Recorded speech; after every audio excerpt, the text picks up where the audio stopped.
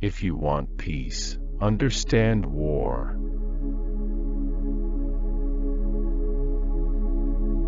The only thing harder than getting a new idea into the military mind is to get an old one out. The practical value of history is to throw the film of the past through the material projector of the present onto the screen of the future.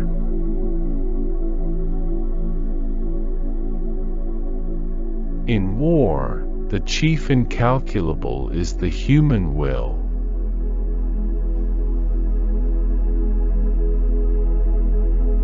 War is always a matter of doing evil in the hope that good may come of it.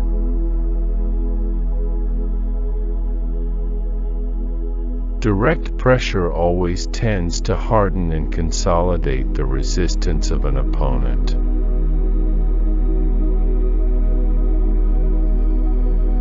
The search for the truth for truth's sake is the mark of the historian.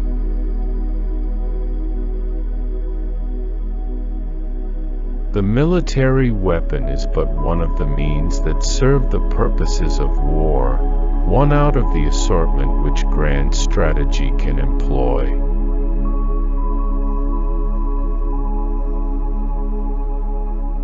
The most dangerous error is failure to recognize our own tendency to error.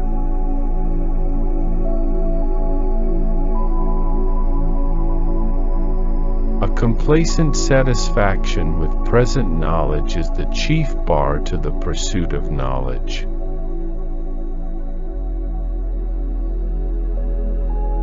Guerrilla war is a kind of war waged by the few but dependent on the support of many.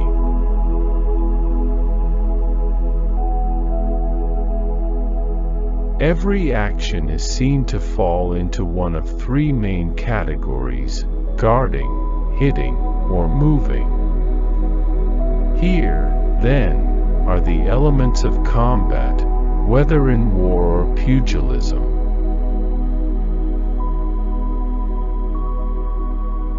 To foster the people's willing spirit is often as important as to possess the more concrete forms of power.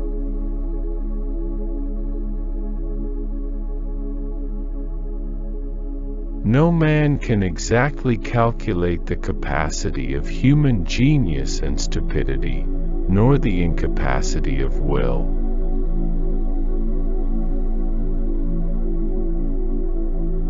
For the spread and endurance of an idea, the originator is dependent on the self-development of the receivers and transmitters.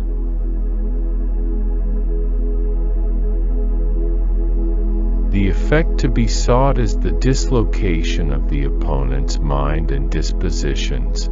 Such an effect is the true gauge of an indirect approach.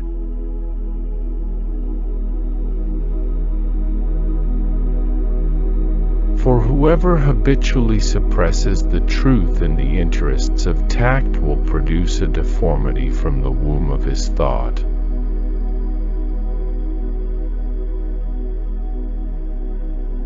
The unexpected cannot guarantee success, but it guarantees the best chance of success.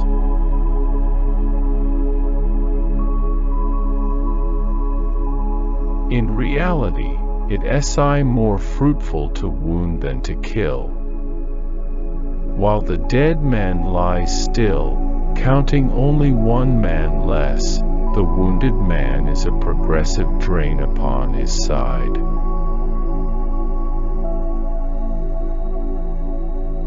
With growing experience, all skillful commanders sought to profit by the power of the defensive, even when on the offensive.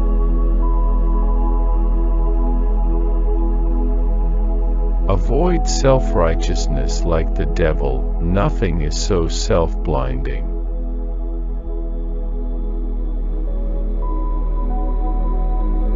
Loss of hope rather than loss of life is what decides the issues of war. But helplessness induces hopelessness.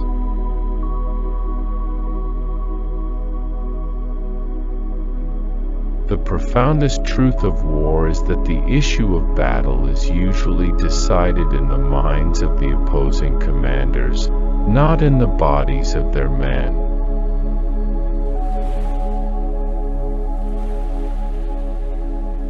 As has happened so often in history, victory had bred a complacency and fostered an orthodoxy which led to defeat in the next war.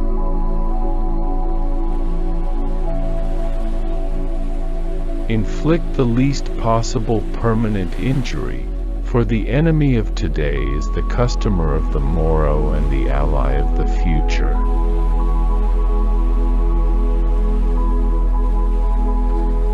Air power is, above all, a psychological weapon, and only short-sighted soldiers, too battle-minded, underrate the importance of psychological factors in war.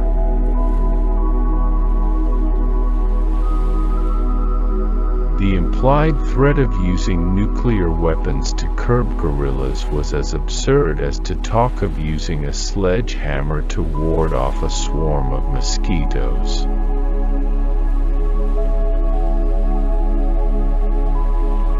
A modern state is such a complex and interdependent fabric that it offers a target highly sensitive to a sudden and overwhelming blow from the air.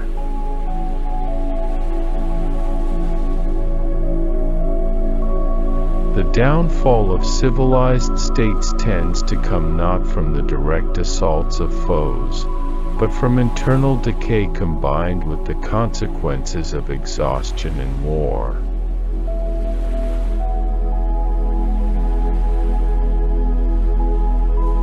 The nearer the cutting-off point lies to the main force of the enemy, the more immediate the effect, whereas the closer to the strategic base it takes place, the greater the effect.